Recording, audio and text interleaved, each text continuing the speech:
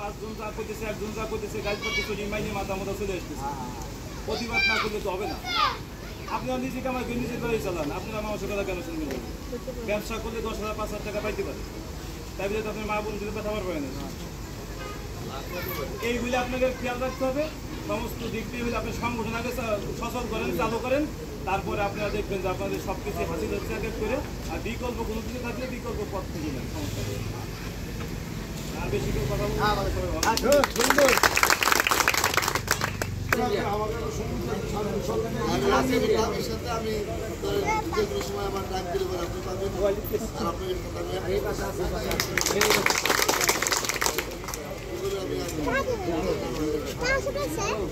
না যাও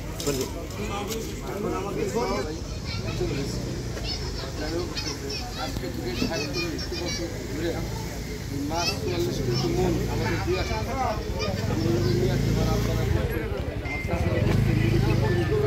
কেউ বাইরে আছে, কেউ মারা গেছে, আমরা এইভাবে করে আসতেছি। এখন তারা হঠাৎ করে সিদ্ধান্ত নিচ্ছে, একটা জিনিস নিয়ে আসছে, ছোটোখাটো জিনিস নিয়ে একটা ভেজাল হয়েছে, সেই ভেজালটা নিয়ে এক জায়গায় কথা বলি, সেটা হঠাৎ করে সেই বিচার না করে সেরে বলছে আমরা দলন দেবো। ঠিক আছে, দলন দেবেন না কেন? দেবো না, আমি এত দিন দিয়েছি, এখন দেবো না। আমাদের তো একটা কিছু করোনা আছে, তারা দিবে না। আমরা তো তারা যদি মোটামুটি আবার কোনো কথা লাগলে এবারে কয় কি তোমাদের এমন তো তোমাকে না হতো, তোমাদের গাড়ি বেরোয়েছে। এই দেশে পুনরুদ্ধার করে কী ছিল এটা তো সবাই তো জানি, নাকি জানি না?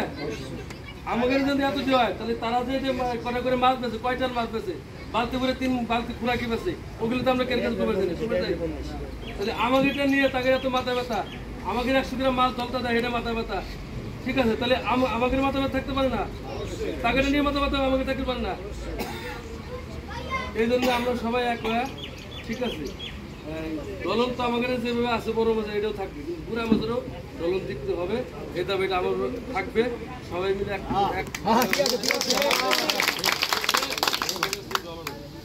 মাছ বিক্রি করবে, ওই মাছের দলন দেওয়া লাগে। কেজি মাছ যেটা কাজ করে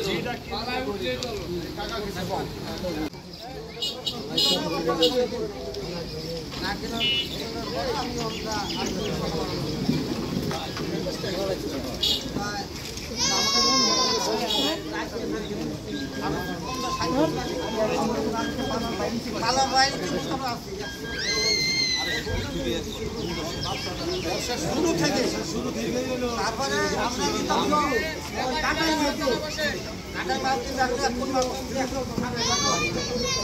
আমরা আমাকে বন্ধু